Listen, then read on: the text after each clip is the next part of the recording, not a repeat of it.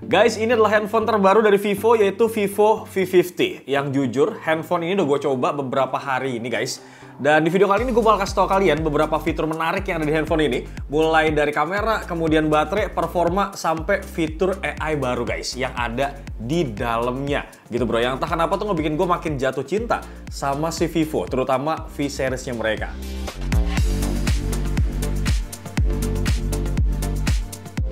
Oke, sebelum kita review guys, pertama-tama kita bakal unboxing terlebih dahulu nih supaya lebih afdol. Nah, seperti yang kalian lihat ya, selain Vivo V50-nya, di dalam kotaknya tuh kalian akan mendapatkan sebuah softcase transparan yang kualitasnya sedikit naik nih buat nahan benturan. Terus ada beberapa dokumen manual book dan juga warranty card, dan juga ada kepala charger. Kalau yang sebelumnya tuh di Vivo V40 itu cuma 80 watt, nah kali ini tuh di-upgrade jadi 90 watt flash charge. Terus ada juga kabel data Type A to Type C guys buat ngecas, dan terakhir di sini ada SIM ejectornya. Oke, kalau kita lihat bagian desainnya guys, untuk varian warna yang gue pegang sekarang ini adalah Harmony Red. Yang menurut gue pribadi ini tuh beneran shiny banget nggak sih guys? Tapi meskipun begitu, finishingnya tuh masih made dengan material kaca guys, jadi nggak gampang kotor. Nah, smartphone ini juga beneran nyaman banget ya kalau pas kita genggam kayak gini nih. Karena ada rounded edge design sampai ke bagian belakang bodinya guys. Yang bikin feels-nya tuh jadi berasa lebih tipis lagi dibanding yang sebelumnya. Cuma gua rasa ini wajar aja sih guys, mengingat smartphone ini juga diklaim sebagai smartphone paling tipis dengan ketebalan cuma 7,57 mm aja. Padahal guys, lu tau gak sih, baterainya tuh jumbo banget loh, di angka 6000 mAh. Keren banget gak sih nih? Terus kalau kita perhatikan lebih detail ya guys, ini di bagian sudut-sudutnya, ini dibuat melengkung di berbagai sisi bro. Jadi gua rasa ini yang ngebikin makin enak sih, feels-nya buat kita genggam guys. Lanjut guys, bahas masalah desainnya nih. Kalau kita lihat di bagian belakang, ini ada dual kamera setup ya. Dan di bagian bawah ada Aura Light Portrait-nya. Terus yang paling uniknya lagi ya, di sekitaran kameranya ini guys, dikasih desain tekstur yang bikin tampilannya tuh makin keren. Di bagian sisi kanan kalau kita lihat ada tombol power dan juga volume. Kemudian di bagian bawah ada grill speaker, ada lubang mic, kemudian ada slot SIM card dan juga port USB Type-C. Terus buat slot SIM card-nya sendiri guys, di sini pakai buat dual SIM card ya guys, jadi udah aman banget nih. Sementara di bagian atasnya ada speaker kedua dan juga mic buat noise cancelling-nya bro. BTW smartphone ini juga punya IP rating ya, yaitu IP68 dan juga IP69. Yang artinya kalian tuh bisa banget nyemplungin handphone ini ke dalam air. Bahkan nih buat ngambil foto underwater pun Vivo V50 ini sabi banget guys. Cuman sedikit beda nih ya kayak handphone lain. Nah di Vivo V50 ini guys, itu cara pengambilan foto dan videonya tuh agak lain. Karena di sini ada fitur khusus yang bisa diakses di menu kameranya. Dan kalau misalkan udah diaktifin, ini menunya bakal jadi kayak gini bro. Dimana tombol volume up itu jadi tombol buat shutter ya untuk ngambil foto. Kemudian tombol volume down ini untuk rekam video. Dan tombol powernya guys, ini buat matiin layarnya. Terus nih ya, kalau misalkan udah kelar ngambil foto underwaternya, handphone ini tuh bakal langsung menyarankan kalian untuk bersihin air dari area speaker kayak gini. Nah, fitur ini sih bagus banget ya guys, jadi bisa lebih aman dan juga nyaman nih. Next, sekarang kita bakal bahas masalah layarnya guys. Yang mana untuk smartphone ini punya layar tuh yang cukup lebar, di angka 6,77 inci. Bezelnya tuh tipis banget ya guys, dan layarnya tuh beneran visible, bahkan di bawah sinar matahari yang terik sekalipun. Karena guys, ini peak brightness-nya nyampe di angka 4500 nits. Layarnya juga smooth banget ya, dengan refresh rate di angka 120 Hz dan didukung sama HDR10+.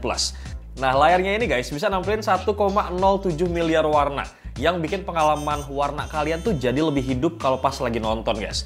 Lalu buat proteksinya ya, di sini tuh dikasih perlindungan yang namanya Diamond Shield Glass yang bikin layarnya tuh makin kuat.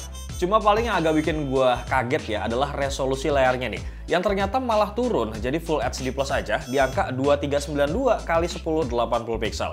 Jujur ya, kalau gue nggak ngecek detail spek di layarnya ini guys, gue sih beneran nggak tahu deh kalau ternyata resolusinya itu diturunin.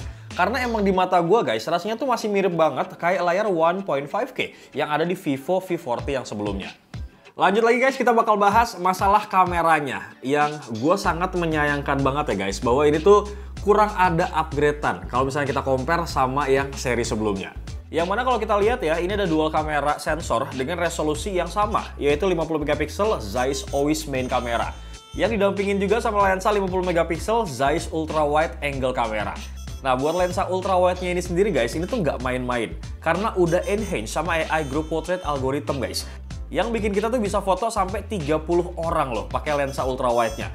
Bahkan nih ya, fitur ini juga bisa banget kita aplikasiin pas ngambil foto selfie pakai kamera 50 megapiksel Zeiss Group Selfie kameranya. Cuma sayangnya nih ya, di sini tuh masih nggak ada lensa telefotonya, bro. Oh iya, selayaknya handphone Vivo V series sebelumnya guys, smartphone ini juga punya fitur fotografi yang keren banget. Termasuk Aura Light Portrait 2.0 yang bisa ganti-ganti ambience pas dibutuhin di kondisi minim cahaya, bro. Gue sendiri juga udah nyobain ya motret pakai kamera ini guys, dan hasilnya tuh beneran bagus banget. Di sini tuh kalian bisa zoom sampai 20 kali dan hasilnya tuh masih tajam. Kemudian mode potretnya juga keren banget ya. Kalian tuh bisa banget ngambil foto portrait di focal length 23 mm, kemudian 35 mm dan juga 50 mm berkat fitur Zeiss multifocal portraitnya nih. Hasil fotonya sendiri juga punya detail yang tajam ya, skin tone-nya tuh natural dan gak ada over contrast. Terus edge detection-nya juga masih akurat banget nih. Selain itu ada juga nih fitur Z-Style Bokeh yang bisa ngasih depth of field yang beda-beda tergantung mode yang kalian pilih nih. Bahkan ada mode eksklusif yang baru gue temuin di handphone Vivo ini guys, yaitu Film Camera Mode. Dimana kalau kita pakai mode ini, tampilan UI kameranya tuh langsung berubah vintage kayak gini, dan kalian juga bisa banget nambahin border ataupun efek khusus buat foto ala-ala klasik atau vintage gitu, bray.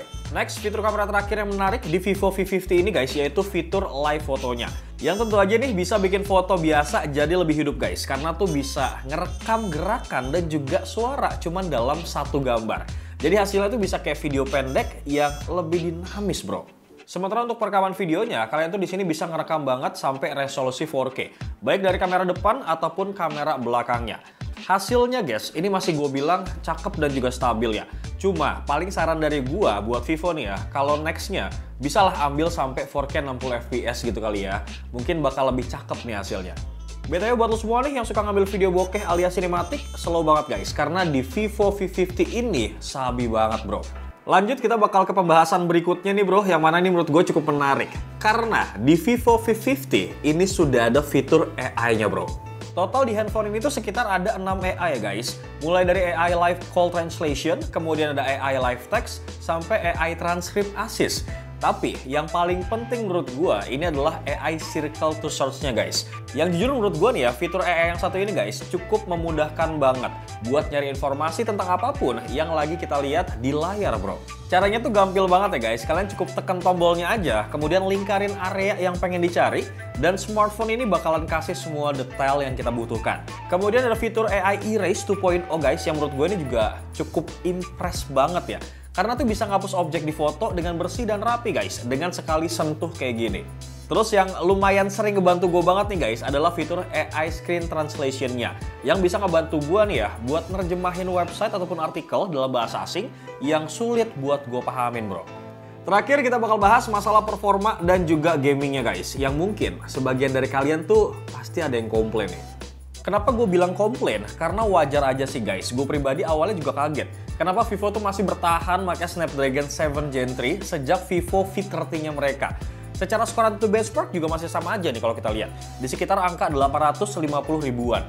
Yang emang ini harus diakuin tergolong rendah dibandingkan merek handphone lain yang ngutamain performa banget. Cuman guys, kalau misalkan gue boleh sharing nih ya, performa handphone ini secara keseluruhan, Vivo V50 ini tuh masih bisa banget kok handle gaming dengan baik. Nah di sini gue coba tes ya untuk main Mobile Legends, kemudian eFootball sampai Genshin Impact. Ini tuh jujur li masih aman guys, masih lancar alias halus pisan. Terutama nih ya, yang paling gue seneng banget sih di game eFootball-nya guys.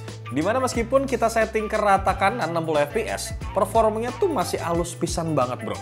Entah ini gue yang udah dibutakan karena gue udah terlanjur suka sama nih handphone atau gimana guys, gue juga kurang paham ya. Karena pas sampai gue main sekarang pun, ini gue tuh belum menemukan patah-patah pas main game ini guys. So buat gue pribadi ya, at least sampai video ini kita bikin guys, kemampuan ataupun performa dari Snapdragon 7 Gen 3 itu memang masih oke kok dipakai buat keseharian. Lanjut dari bagian performa guys, sekarang kita bakal pindah untuk ngebahas masalah baterai dan juga chargingnya.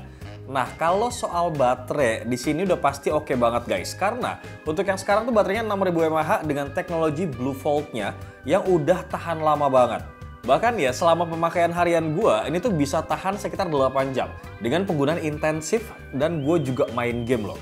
Sedikit gambaran aja nih, gue pakai main game eFootball selama 1 jam nonstop, itu baterainya berkurang cuman 14% aja. Dan meskipun kapasitas baterainya ini agak ngeri guys, tapi ternyata durasi chargingnya tuh masih cepet banget. Karena cuma butuh waktu 50 menit aja nge-charge dari kondisi 0 sampai 100%. Gue pribadi memang impress banget sih guys sama baterai dari handphone ini. Udahlah awet gitu ya, ngecasnya juga cepet, terus dikasih garansi pula guys. Terus dikasih garansi lagi kalau baterainya ini bakal tetap optimal selama 4 tahun pemakaian bro. So buat lo semua nih yang penasaran sama harga dari handphone ini guys, seperti biasa untuk harga dan juga link pembeliannya bakal gue taruh di kolom description. Jadi menurut gue pribadi guys, kesimpulannya menurut gue sih handphone ini memang cocok banget buat lo semua yang lagi nyari sebuah handphone dengan desain yang cantik guys, kemudian kemampuan kamera yang bagus. Ini bisa jadi rekomendasi terbaik juga bro. Karena kalau kita lihat ya, mulai dari baterainya yang tahan lama, kemudian layarnya oke, dan performanya juga masih cukup banget buat sehari-hari. Ditambah lagi dengan adanya fitur AI, gue ngerasa kalau handphone Vivo ini jadi makin lengkap banget bro. Bahkan ya, mungkin kalau misalkan dinilai khusus soal desain ya, Vivo V50 ini guys bisa gue nilai jadi yang paling cakep untuk kelas mid-range. Jadi menurut kalian gimana guys? Apakah worth it atau tidak untuk Vivo V50 ini? Langsung aja tulis pendapat kalian di kolom komentar. Bewo pamit bro. Assalamualaikum.